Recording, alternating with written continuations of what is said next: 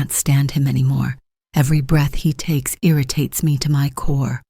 I froze in the hallway of our Denver home, my heart hammering so hard I thought it might burst through my chest. Cold sweat prickled along my spine. The walls seemed to close in as those words, my wife's words, echoed in my mind. 8 years. 8 years of marriage, and Elizabeth thought I was nothing more than an irritation she couldn't escape. In that instant, standing there with my hand on the doorframe, trembling, I realized something that would haunt me forever. My wife had stopped loving me years ago, and I'd been too blind to see it. So I vanished from her life that night. But what happened next, she never saw it coming. Thank you for listening. If this story resonated with you, leave a comment below and subscribe to this channel for more infidelity stories and cheating wife stories on YouTube. My name is John Smith. I'm 45 years old, and until that Tuesday evening in October, I thought I understood what love meant. I thought it was waking up every morning choosing to build a life together. I thought it was the small sacrifices, the compromises, the quiet moments watching Netflix on the couch after a long day. God, I was such a fool. That night had started like hundreds before it. I'd worked late at the architectural firm, another demanding client who couldn't decide between modern minimalist or classic colonial. My shoulders ached from hunching over blueprints. All I wanted was to come home to Elizabeth, maybe share that bottle of Malbec we'd been saving, talk about our days like we used to. Our house in Cherry Creek was exactly what she'd wanted. The restored Victorian with original hardwood floors, the kitchen with marble countertops where she loved to cook. Well, used to love. When was the last time she'd actually cooked? I tried to remember. 6 months? A year? The smell hit me first. Those expensive sandalwood candles she ordered online. $40 each. I used to tease her about them, but she'd laugh and say they made our house feel like a home. Now that scent would forever remind me of betrayal. I kicked off my dress shoes by the door, loosened my tie, the blue one she'd given me for our 5th anniversary. "It brings out your eyes," she'd said then, straightening it with such tenderness.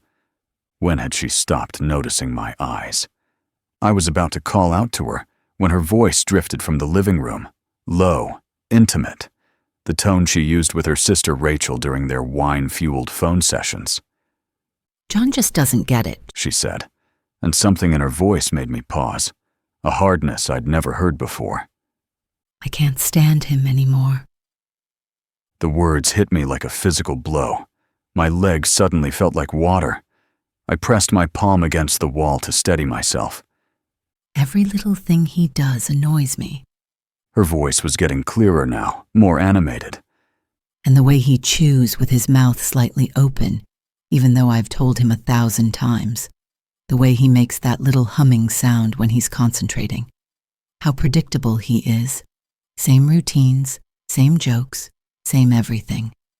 I thought about this morning, how I'd made her coffee exactly how she liked it.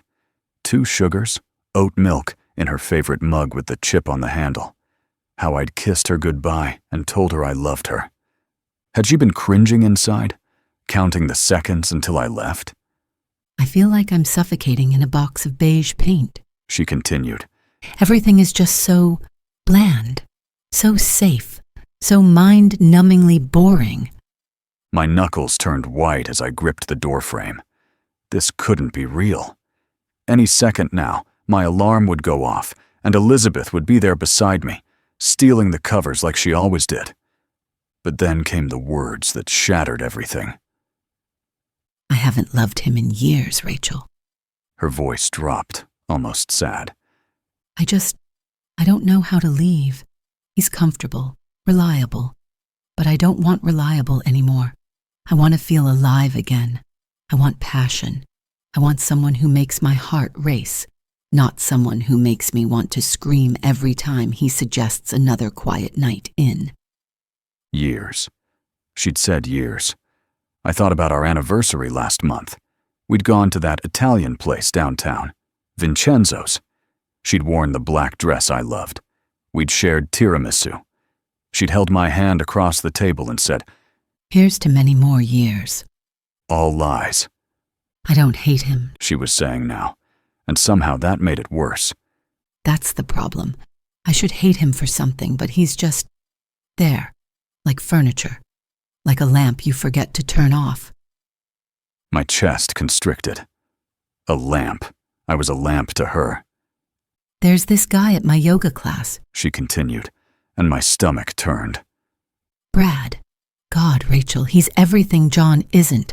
Spontaneous, exciting, dangerous even. Last week he asked me to coffee after class." She paused, and I heard her take a sip of wine. My wine. From our anniversary bottle. "I haven't done anything." She said quickly. "Not yet, but I think about it. I think about what it would be like to be with someone who surprises me. Someone who doesn't bore me to tears with spreadsheets and retirement planning." I couldn't listen anymore, but I also couldn't move. I stood there, a stranger in my own home, eavesdropping on the destruction of my life.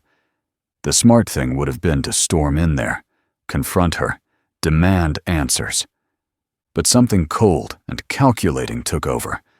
Maybe it was shock. Maybe it was self-preservation. Or maybe, deep down, I'd always known something was wrong, and this was just confirmation of what I'd been too afraid to acknowledge. I turned around, my movements robotic, automatic. In our bedroom, her bedroom now, I supposed, I pulled out the black duffel bag from the closet, the one we'd bought for our trip to Cabo 3 years ago. She'd been different on that trip, I realized now. Distant, always on her phone, always finding excuses to go to the pool alone. My hands moved without conscious thought. Clothes, enough for a week. Toiletries. My laptop. Important documents from the filing cabinet. The watch my father had given me before he died. As I zipped the bag, my eyes landed on our wedding photo on the dresser. Elizabeth in white, radiant, her arms wrapped around me like I was her whole world. What a fool I'd been.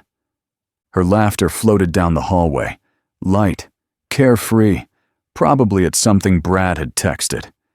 Here I was, packing up 8 years of my life, and she was giggling like a teenager with a crush.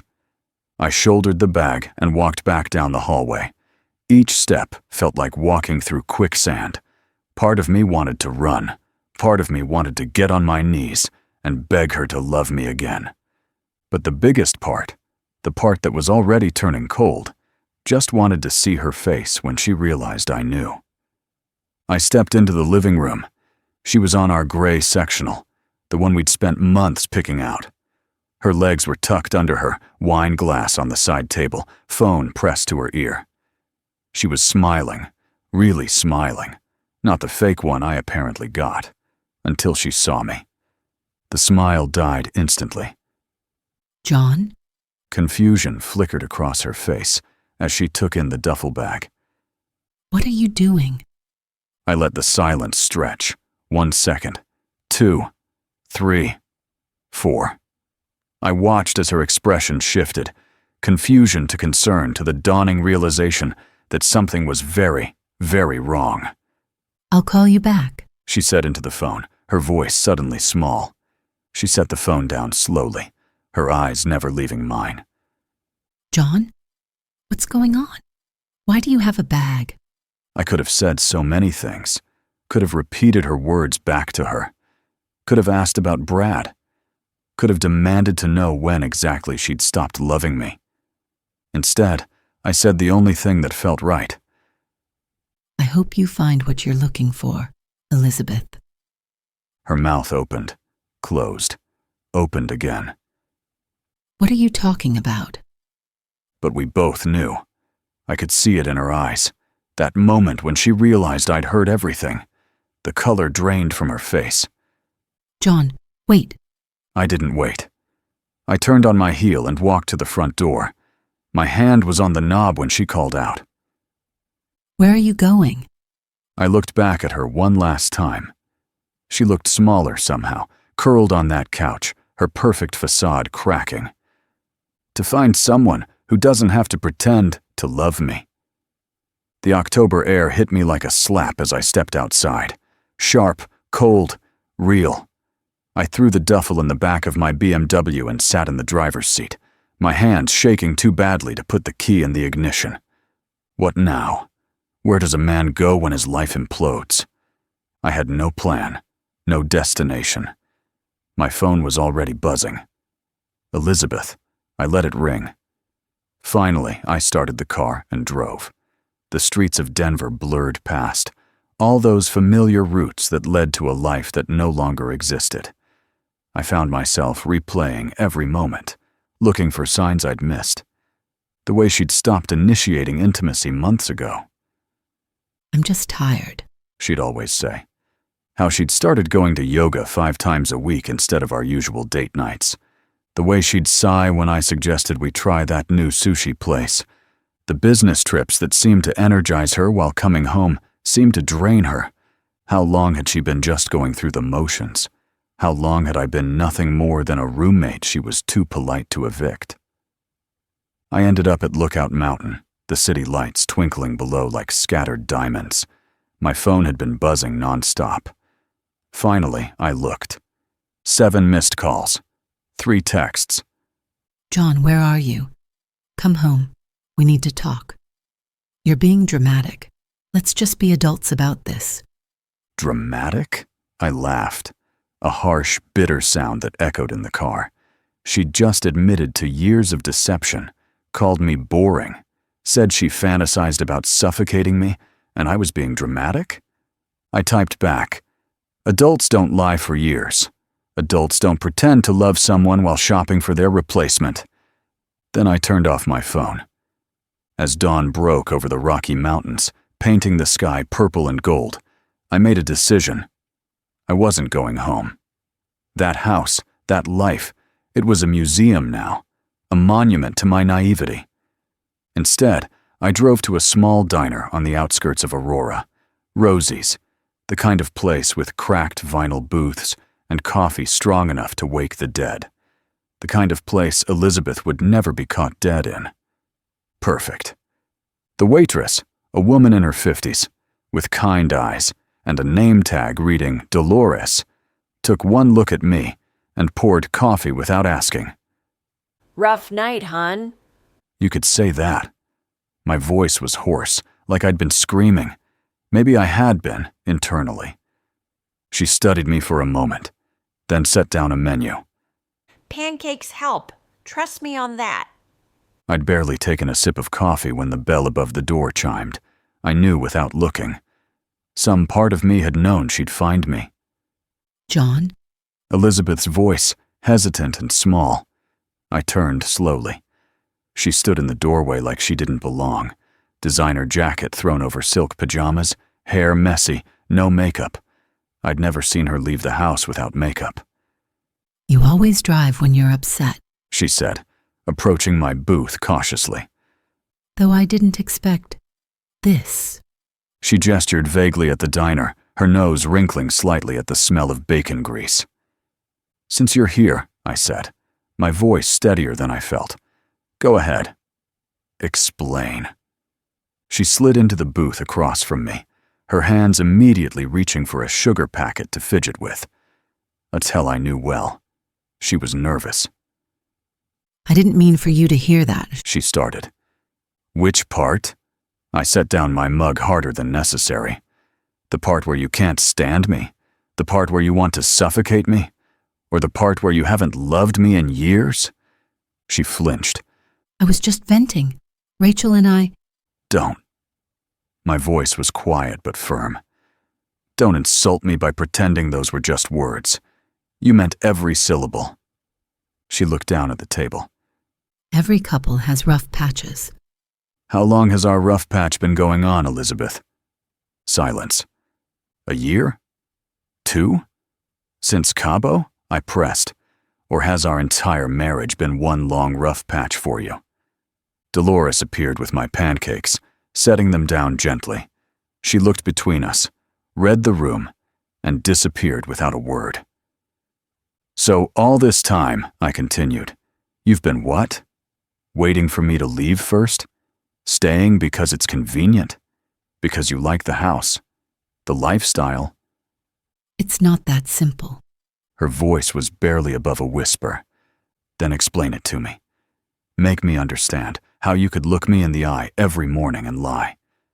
She finally met my gaze, and I saw tears gathering.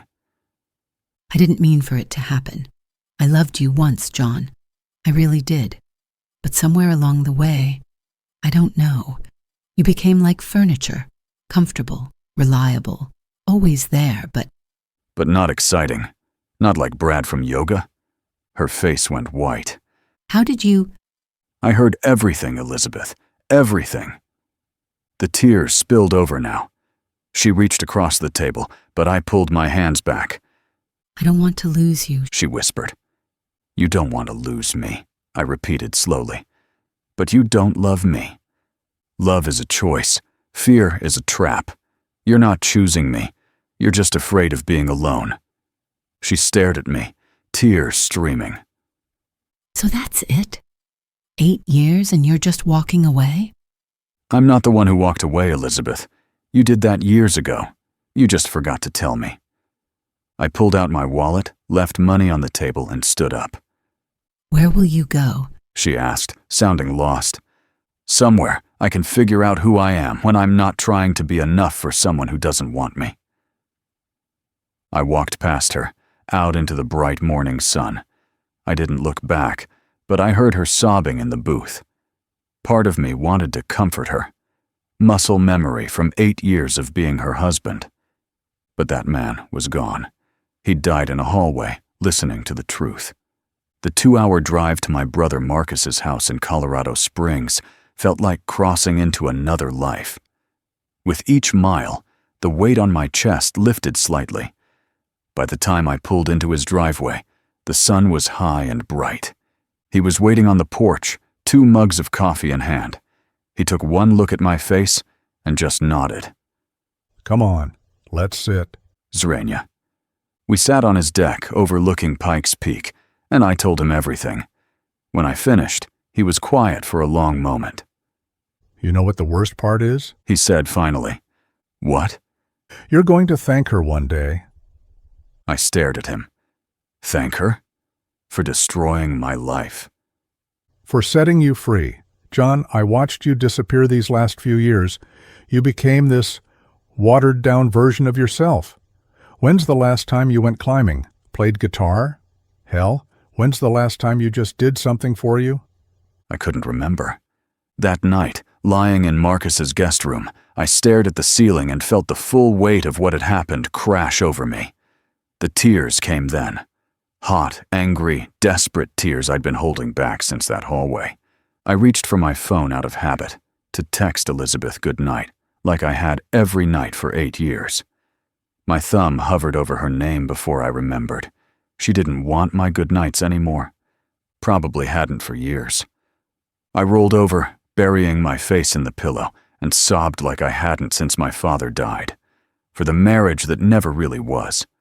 For the years I'd wasted loving someone who was just enduring me. For the fool I'd been. Somewhere around 3 a.m., I woke with a start, instinctively reaching for Elizabeth's side of the bed. My hand met cold sheets, and for a moment, panic set in. Where was she? Then reality crashed back. She wasn't there. She'd never really been there. The next morning, Marcus found me on the deck, watching the sunrise.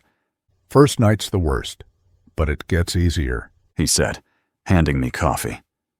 My phone buzzed. Elizabeth again. This time, a long text. John, I'm sorry. I know I hurt you. I never meant for things to get this bad. I do care about you. Maybe we can work through this. Marriage counseling? Please don't throw away 8 years. I'm willing to try if you are. I showed it to Marcus. He snorted. She's willing to try now that you're gone, now that her comfortable life is threatened? Where was that willingness when she was laughing with her sister about how much you annoyed her? I deleted the message without responding. 2 weeks later, she called. Against my better judgment, I answered. Don't hang up. She said quickly. Please, can we meet? That coffee shop on Broadway you like? I don't know why I agreed. Maybe I needed closure. Maybe I just needed to see if I'd feel anything. She was already there when I arrived, sitting in the corner booth. She looked different, thinner, shadows under her eyes. I fell out of love with you, She said quietly after we'd sat down. I don't know exactly when. It wasn't one moment, just a slow fade, like a photograph left in the sun. One day I looked at you and felt nothing. The words stung, but I appreciated the honesty. But instead of telling you, I got resentful. I blamed you for not noticing, for not fighting to win me back. How fucked up is that? And Brad? She flushed. Nothing happened, but I wanted it to. Do you love me? I asked directly. She hesitated. That tiny pause said everything. You see, I said gently. You're not here because you love me. You're here because you're scared. Fear isn't love, Elizabeth. It's just fear dressed up in familiar clothes. Maybe I could learn to love you again. I don't want someone who has to learn to love me. I want someone who can't imagine their life without me. She was crying now. I'm so sorry, John. I know. And I meant it. I'm sorry, too. Sorry we couldn't be what each other needed. The divorce was finalized 2 months later. Clean, simple, fair. Standing in that house one last time, collecting my remaining belongings, I felt like a ghost, haunting my former life. John. Elizabeth appeared in the doorway. I've been thinking, what if I was wrong? What if I realized what I lost? Then I'm sorry, I said, and I meant it. But I'm not that person anymore. I found my own path, Elizabeth, and it doesn't lead back here. 6 months after that night in the hallway, I was a different man. I'd started my own firm, taken up climbing again, traveled to cities I'd always wanted to see, and I'd started dating again. The first date was terrifying. Sarah, a sustainable architecture consultant, suggested coffee at a small cafe. You okay? She asked, after I'd knocked over the sugar dispenser for the second time. You seem nervous. First date in almost a decade, I admitted. I'm a little rusty. She smiled. Warm, genuine, nothing hidden behind it. Well, that makes 2 of us. We talked for 3 hours. She didn't check her phone once. When she laughed at my admittedly terrible jokes, it felt real. You know what I like about you? She said as we were leaving. You're present, really present. 3 months in, she stayed over for the first time. The next morning, I woke early and started to get up to make coffee. 2 sugars, oat milk, before remembering. Sarah drank her coffee black. Hey, She said sleepily, reaching for me. where you going? Coffee run. Come back to bed. Coffee can wait. And I realized it could. Everything could wait. There was no schedule to maintain, no routine that couldn't be broken. A year after that night in the hallway, I ran into Elizabeth at a mutual friend's wedding. I was there with Sarah. She was there with someone new, a guy who looked like he'd stepped out of a luxury car commercial. John, She said, approaching while Sarah was chatting with other guests. you look different. Can we talk? She asked. I shook my head. There's nothing left to say, Elizabeth, I made a mistake. she said quietly. That guy? He's exciting, sure, but he's not stable. He doesn't take care of me like you did. You miss the security, I corrected gently. But you don't miss me. You never really saw me. Her new boyfriend called her name impatiently. She looked torn for a moment, then walked away. This time, I was the one watching her go. And I felt nothing. Later that night, as Sarah and I slow danced, she asked, Ex-wife? Yes. You okay? You know what? I am. For the first time in a long time, I really am. Looking back now, 3 years after that night in the hallway, I can see the whole journey clearly. The pain, the anger, the rebuilding, all of it was necessary. I'm engaged to Sarah now. We're building a house together. I designed it naturally. It's nothing like the Victorian Elizabeth wanted. It's modern, open, filled with light. It's us. And here's what I learned. Being loved by someone who has to try is infinitely worse than being alone. But being loved by someone who can't imagine their life without you, that's worth every step through hell it takes to find it. The pain of being alone is temporary. You deserve better.